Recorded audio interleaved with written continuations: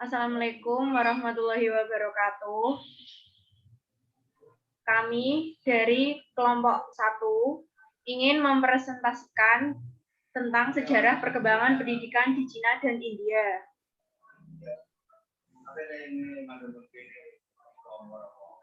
Perkenalkan, nama saya Dilaika Fitriani. Perkenalkan, nama saya Irviana Putri Asahi. Perkenalkan, nama saya Naili Soimatul Iza. Perkenalkan, nama saya Nikmatul Hidayah.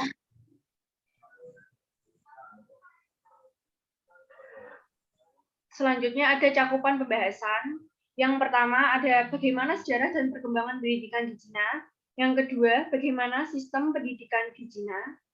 Yang ketiga, bagaimana sejarah dan perkembangan pendidikan di India. Ya, dan yang terakhir ada bagaimana sistem pendidikan di India.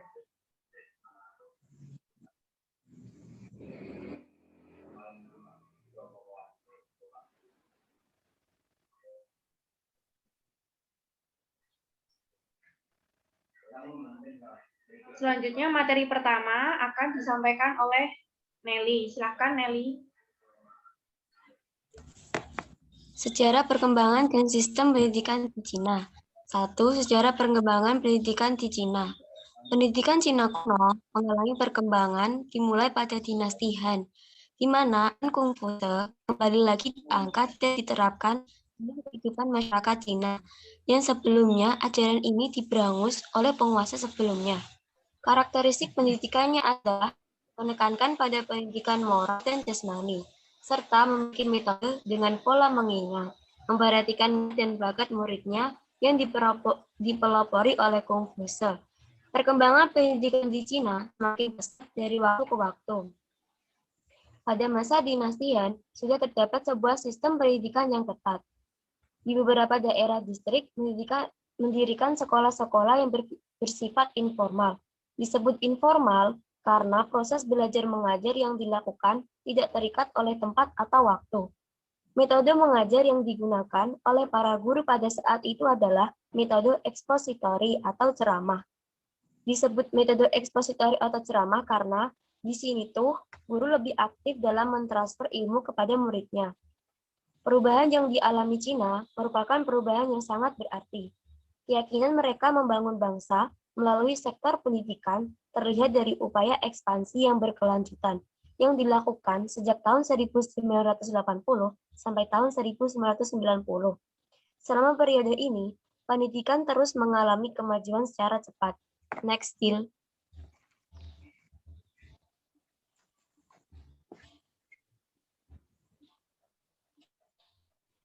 Sistem pendidikan di Cina.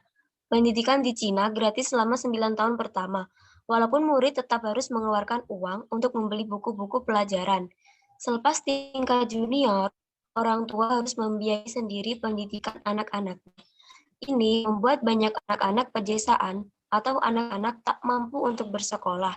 Setelah tahun 1995 dan 1997, anak-anak di Cina belajar 5 hingga 6 per minggu. Tahun akademik dibagi menjadi 2 semester.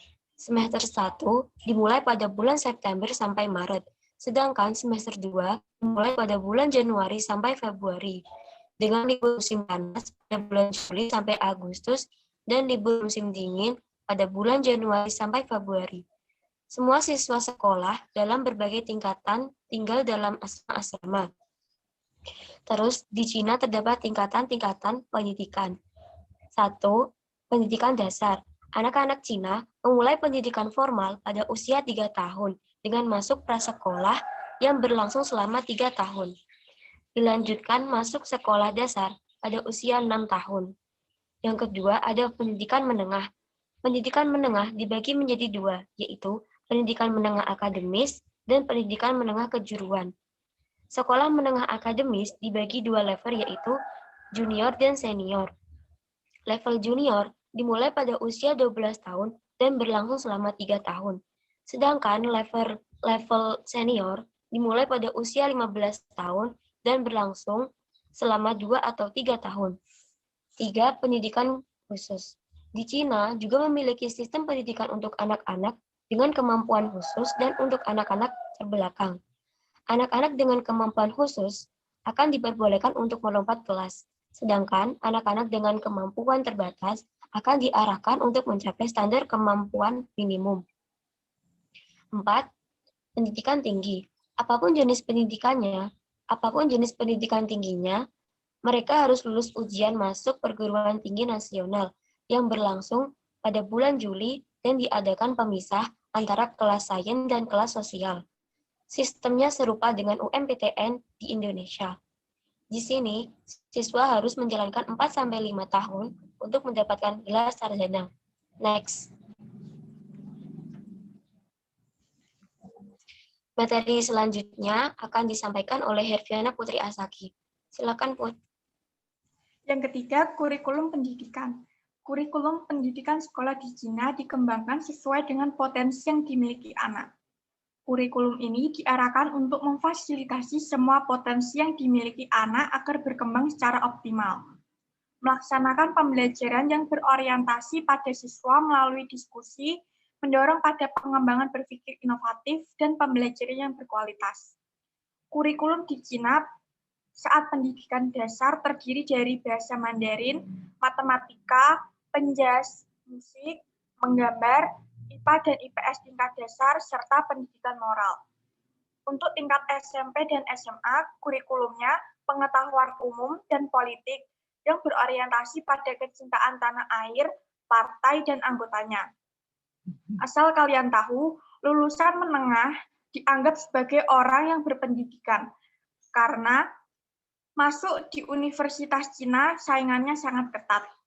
Kemudian, sistem penilaian di Cina menggunakan sistem ujian. Sekolah dasar dan sekolah menengah melaksanakan 4 macam ujian, yaitu ujian semester, ujian tahunan, ujian akhir sekolah, dan ujian masuk SMP atau SMA. Ujian masuk SMP terbatas pada mata pelajaran bahasa Cina dan matematika. Sedangkan ujian masuk SMA pelaksanaannya digabungkan dengan ujian akhir. Untuk masuk perguruan tinggi dilakukan seleksi nasional dengan pilihan ilmu sains dan ilmu sosial.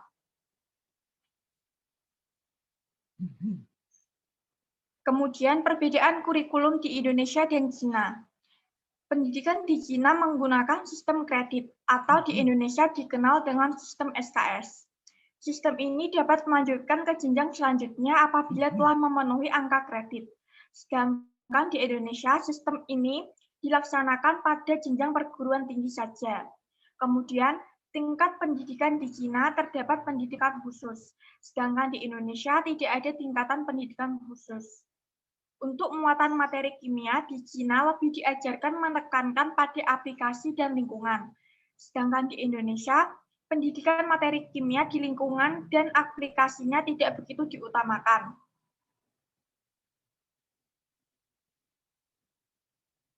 Kemudian sejarah perkembangan dan sistem pendidikan di India akan disampaikan oleh Dila. Kepada Dila dipersilahkan. Kemudian, ada sejarah perkembangan dan sistem pendidikan di India. 1. Sejarah perkembangan pendidikan di India. Pada zaman dahulu, pendidikan di India tergantung pada kasta masyarakat. Semua tingkatan kasta mendapat kesempatan dalam pendidikan kecuali kasta Sudra yang dianggap hina, jadi tidak boleh menerima pendidikan. Karakteristik pendidikan di India pada zaman itu adalah menomorsatukan pendidikan agama dan Brahmana ditempatkan sebagai tenaga pendidik. Masuknya lembaga dan teknik modern dalam skala besar untuk meningkatkan perubahan sosial dan ekonomi menjanjikan suatu kondisi permanen untuk pembaruan tersebut. Perubahan dramatis berlabel India baru buka seakan India telah melepaskan masa lalu dan membentuk kebudayaan baru. India modern sangat dicirikan oleh masa lalunya, baik pada masa kuno ataupun masa yang baru saja dilewati. Meskipun pendidikan di India sudah berada di bawah pengawasan negara bagian atau provinsi, India berhasil mengembangkan kependidikan di tingkat lokal maupun nasional. Negara bagian menjadi unit yang bertanggung jawab atas penyelenggaraan pendidikan. Komitmen pemerintah India ini terhadap rencana nasional berarti pemerintah pusat harus bertindak. Keseriusan penanganan pendidikan dalam pemerintah India terlihat dengan pembentukan Kementerian Pendidikan Nasional yang bertanggung jawab langsung kepada Parlemen India dan Menteri Pendidikan. Adapun tugas Kementerian Pendidikan Nasional adalah 1. Menentukan arah pendidikan khususnya di area yang dikelola dari pusat. 2. Mengelola secara langsung 18 sekolah negeri, 4 universitas pusat, dan berbagai negara bagian, berbagai pusat penelitian dan pelatihan. Yang ketiga, memberikan beasiswa untuk schedule castes dan suku terbelakang. Dan yang terakhir, menyediakan subsidi bagi negara bagian dalam kondisi tertentu. Perkembangan pendidikan di India semakin maju dari waktu ke waktu. Pada tahun 1976, pemerintah bertanggung jawab terhadap pembiayaan pendidikan serta mengatur tingkat pendidikan. Para pendidik di India harus memiliki hubungan dengan pendidikan dan modernisasi ilmu-ilmu sosial serta perilaku yang digunakan belum efektif. Jawaharlal Nehru menyatakan bahwa seluruh dasar pendidikan harus diubah secara revolusioner atau perubahan yang cepat. Di India terdapat beberapa universitas yang terkenal. Di antaranya BITS, ISB, IITS, NITS, IISC, IIMS, dan AIIMS. Namun masyarakat India harus menghadapi tantangan dalam pemenuhan pendidikan dasar agar mencapai 100% angka melek huruf serta menjaga anak-anak yang orang tuanya kurang mampu untuk bersekolah serta meningkatkan pendidikan di daerah pedalaman yang menjadi kendala terbesar untuk mencapai target yang telah dirancang. Next.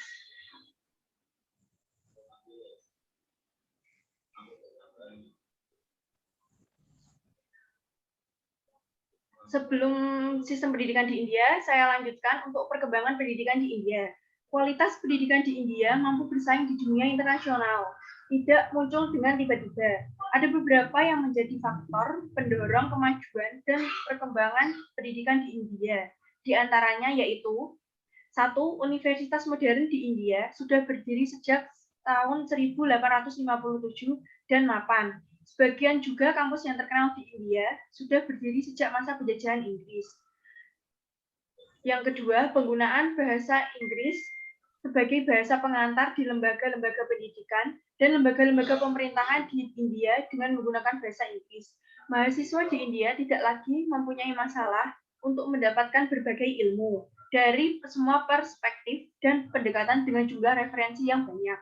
Yang ketiga, dosen India minimal sudah menyelesaikan pendidikan dokter atau S3, bahkan tidak sedikit dari mereka yang menyelesaikan S2 dan S3 beberapa kali.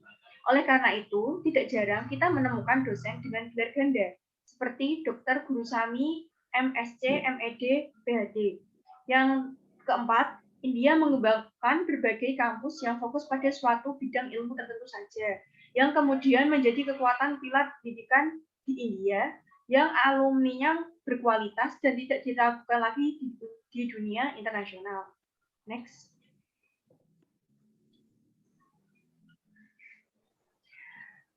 Selanjutnya ada sistem pendidikan di India. Sistem pendidikan di India saat ini menggunakan pola dan substansi yang diadopsi dari negara barat, di mana pertama kali diperkenalkan oleh negara Inggris pada abad ke-19. Komisi Pendidikan India telah menetapkan kebijakan sistem pendidikan 10-2-3 untuk usia sekolah. Tingkat awal 10 tahun terbagi dalam 3 jenjang, yaitu primary atau 5 tahun, primary selama 3 tahun, dan secondary selama 2 tahun. Struktur pendidikan sekolah yang seragam tersebut telah diadopsi oleh seluruh negara bagian dan teritori India.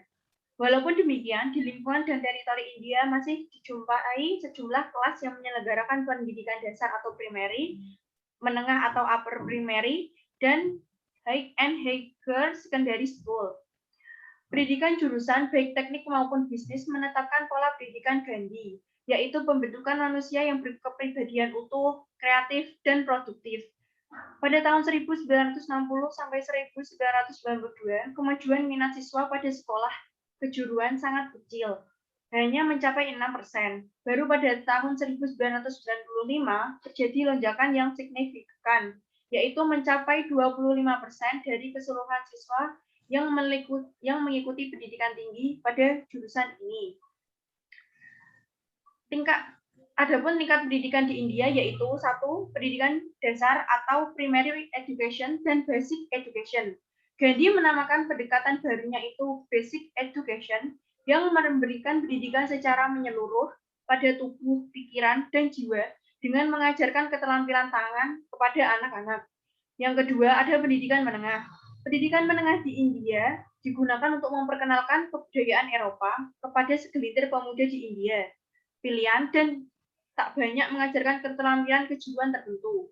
Untuk posisi ketatausahaan di kantor-kantor pemerintahan Inggris. Yang terakhir ada pendidikan tinggi. Universitas modern pertama didirikan di India pada tahun 1857. Semuanya meniru bentuk University of London. Fungsinya yaitu untuk mengadakan program studi untuk sekumpulan college, menyelenggarakan ujian bagi anak didik college, dan memberikan gelar kepada peserta yang lulus ujian. Next.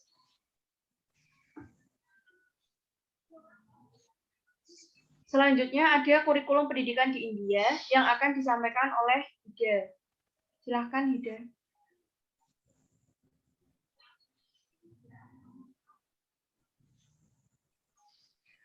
Maaf Hida, mic-nya boleh dinyalakan.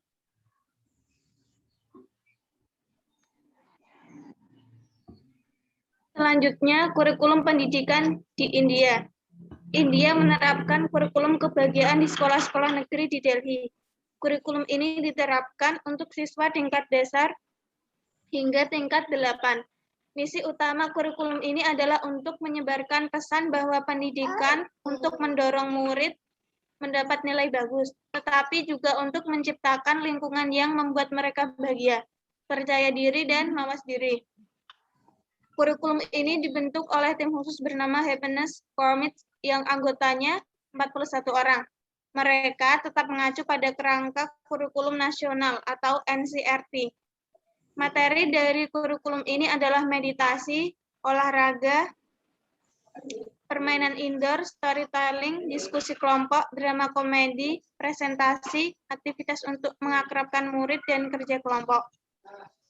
Pemerintah juga menetapkan periode bersenang-senang selama 45 menit tiap harinya untuk siswa sekolah dasar dan 2 kali seminggu untuk murid TK.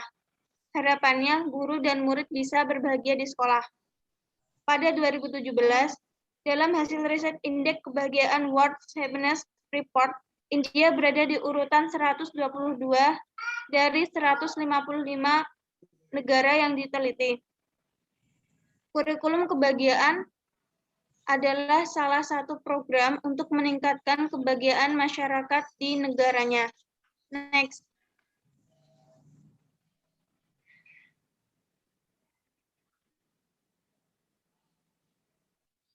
Selanjutnya, perbedaan kurikulum di India dan di Indonesia.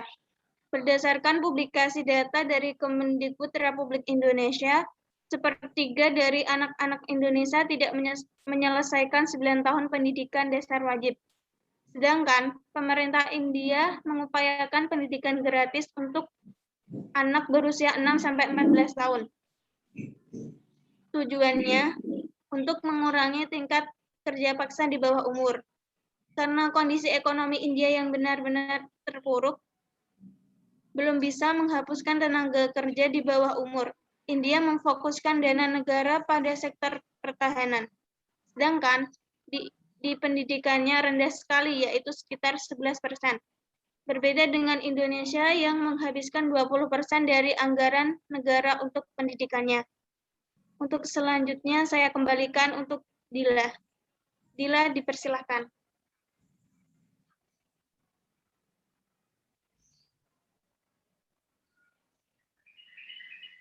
Dila, mic-nya tolong dinyalakan.